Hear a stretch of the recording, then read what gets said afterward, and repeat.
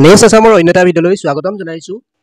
অতি সুখবৰ ৰান্ধনীসকলৰ বাবে, যিসকল ৰান্ধনীয়ে অতি কম মজুৰিতে কাম কৰি আছে। 1500 টকাত তেওঁলোকে যি কষ্টৰে তেওঁলোকে কাম কৰে, এক মাহত তেওঁলোকে মাত্ৰ 1500 টকা পায়। তেওঁলোকৰ বাবে আহি গৈছে এটি সুখবৰ। তেওঁলোকৰ যি দৰমহা হয়, দৰমহা তেওঁলোকৰ 2000 নতুবা 3000 নতুবা 5000 পৰ্যন্তলৈকে তেওঁলোকৰ যি দৰমহা হয়, দৰমহা বৃদ্ধি হোৱাৰ পূৰ্ণ সম্ভাৱনা আছে। ৰান্ধনীসকল আৰু শিক্ষামন্ত্ৰীৰ মাজত এখন মিটিঙত তেওঁলোকে মিলিত হৈছিল আৰু সেই মিটিঙতে কিছু গুৰুত্বপূৰ্ণ সিদ্ধান্ত লোৱা হৈছে আৰু সেই সিদ্ধান্ততে কোৱা হৈছে যে আপোনালোকৰ যি দৰমহা হয়, দৰমহা অতি শীঘ্ৰেই বৃদ্ধি কৰিব। 2025 আৰু 26 বৰ্ষৰ যি বাজেট হয়, সেই বাজেটত আপোনালোকৰ দৰমহা বৃদ্ধি কৰিব বুলি ঘোষণা কৰিছে। তো সকলোবিলাক মন্তব্য আপোনালোকক শুনাম। এই ভিডিঅ'টি আমি 2-3 দিনৰ আগতেই প্ৰস্তুত কৰিছিলোঁ, কিন্তু কিছু টেকনিকেল প্ৰব্লেমৰ বাবে আমি চেনেলটিত ভিডিঅ'টো এৰি দিব নোৱাৰিলোঁ, তাৰ বাবে আমি দুখিত। তো আপোনালোকৰ যি দৰমহা হয়, দৰমহা বৃদ্ধি হ'ব আৰু লগতে কিছু মেডিকেল কিট আপোনালোকে পাব। তো মেডিকেলি আপোনালোকে কিছুমান ফ্ৰী আপোনালোকে পাবলৈ গৈ আছে। বহুতো সা সুবিধা আপোনালোকে মেডিকেলৰ যি সা সুবিধা, সেই সা সুবিধা আপোনালোকে ফ্ৰীকৈ পাবলৈ গৈ আছে। 2025 আৰু 26 বৰ্ষৰ যি বাজেট হয়, সেই বাজেটতে আপোনালোকৰ সকলোবিলাক সা সুবিধা পাব। তো আপোনালোকৰ দৰমহাও বৃদ্ধি হ'ব। এইকেইদিনতে অৰ্থাৎ কিছু বাতৰি প্ৰকাশ হৈ আছিল যে আপোনালোকৰ যি চাকৰি যাব, ৰান্ধনীসকলৰ চাকৰি কিছু NGOক দিয়া হ'ব।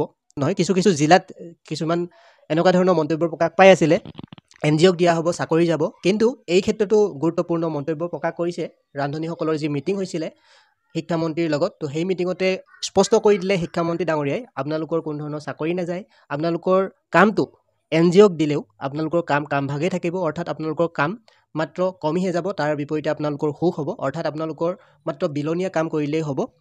কিছু ক্ষেত্ৰত কিছু জিলাৰ ক্ষেত্ৰত এনেকুৱা হ'ব, কিন্তু আপোনালোকৰ দৰমহাও নকমে, বাঢ়িবহে ওলোটাই।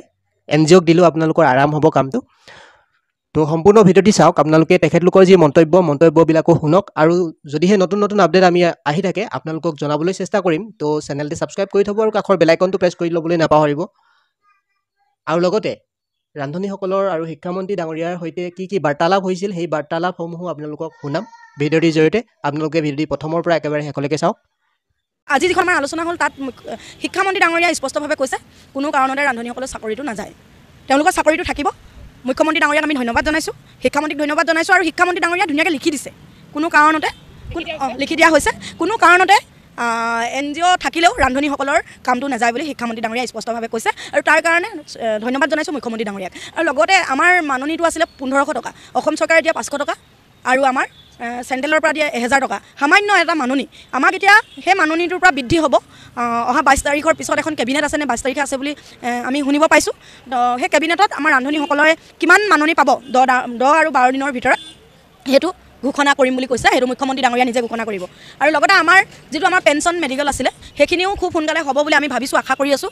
আৰু লগতে এটা কথাই কওঁ, এই মন্তব্যটোৰ দ্বাৰা আপোনালোকে গম পাইছে যে আপোনালোকৰ যি দৰমহা হয়, দৰমহা অতি শীঘ্ৰেই এসপ্তাহৰ ভিতৰতে আপোনালোকৰ দৰমহাৰ বিষয়ে গম পাব। আপোনালোকে চেনেলটি ছাবস্ক্ৰাইব কৰি থওক, আপোনালোকক জনাই থাকিম কিমান বৃদ্ধি হ'লে। আপোনালোকৰ এই বৃদ্ধিৰ ঘোষণাটো মুখ্যমন্ত্ৰী ডাঙৰীয়াই ঘোষণা কৰিব বুলি কৈছে। আৰু লগতে আপোনালোকক মেডিকেল পেঞ্চন দিয়া হ'ব বুলি স্পষ্টকৈ উল্লেখ কৰিছে সেই মহিলাগৰাকী। আৰু সেই মহিলাসকলে শিক্ষামন্ত্ৰী ডাঙৰীয়াৰ সৈতে যিহেতু এখন মিটিঙত মিলিত হৈছিল, আৰু সেই মিটিঙতে এই সকলোবোৰ আপডেট শিক্ষামন্ত্ৰী ডাঙৰীয়াৰ পৰা জানিবলৈ পোৱা গৈছে। তো আপোনালোকৰ বাবে বহুতেই ভাল খবৰ, যিহেতু আপোনালোকৰ মেডিকেল পেঞ্চনো পাব, আপোনালোকৰ দৰমহাও বৃদ্ধি হ'ব, আপোনালোকৰ চাকৰিও নাযায়। তো ভিডিঅ'টিৰ জৰিয়তে ইমানেই জনাবলগীয়া আছিল। যদি এই ভিডিঅ'টি ভাল লাগিলে এটা লাইক কৰিবলৈ নাপাহৰিব, আৰু যদিহে আমাৰ চেনেলত পোনপ্ৰথমবাৰৰ বাবে আহিছে তেনেহ'লে চেনেলটি ছাবস্ক্ৰাইব কৰিবলৈ নাপাহৰিব।